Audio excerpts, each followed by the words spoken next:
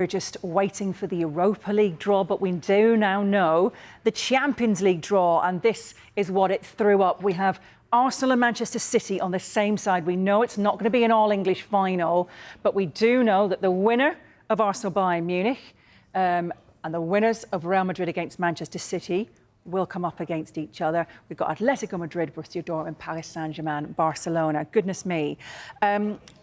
Arsenal up against six-time European champions and also, of course, up against Harry Kane, who loves scoring against Arsenal, has been on the losing side, of course, the last time, wasn't he, when it was a 3-1 win, I think, for Arsenal against Spurs. But my goodness, he's going to absolutely love that, isn't he? Yeah, he's going to be full of motivation, and Bayern Munich need him to be, because they haven't been very good at this stage of the competition in the last few years. They've actually exited the Champions League at the quarter-final stage in the last 3 years, including to the likes of PSG, Villarreal, and last year to Man City, of course. So Bayern Munich will hope that the Harry Kane factor, he's already scored over 30 goals in all competitions this year. He has got a chance of breaking Robert Lewandowski's Bundesliga goal-scoring record of 41 goals in a 34-game season, which is pretty remarkable. But they'll be hoping that the Harry Kane factor that can carry them through against an Arsenal side that have been absolutely imperious recently. 8 games unbeaten in the Premier League, of course.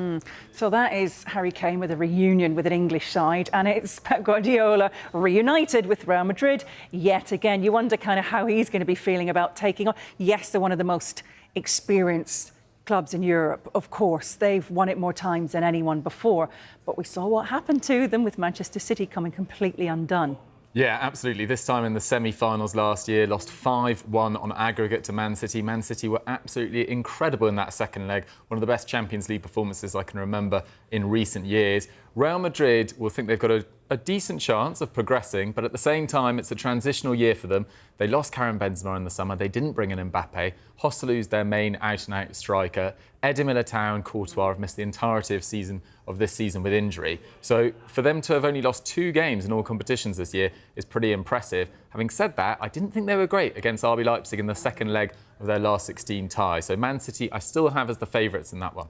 Yeah, and the teams here, they'll be just looking, it's quite heavy here, isn't it, as well? Yeah. Whereas you go over to this side of the situation, Atletico Madrid against Borussia Dortmund, and you wonder if Paris Saint-Germain might fancy their chances against Barcelona. You've got Mbappe with something to prove, hasn't he? Yeah, absolutely. There's been a lot of pain in this competition over the last few years for both of these sides, actually. Of course, Barcelona being overturned against Roma a few years ago, then that famous comeback from Liverpool in 2019 when Liverpool went on to win it. So there's been a lot of pain for Barcelona. They dropped into the Europa League last year. PSG likewise. You know, they've had a few semi-finals, and then the last 2 years, last 16 exits, last year to Bayern Munich. So there will be a belief amongst the PSG side that they are slightly more balanced than they have been in previous years, with Neymar and Messi having moved on. But Barcelona are not to be underestimated. With the likes of Lamine Yamal, Rafinha and Lewandowski, they can cause damage to anyone.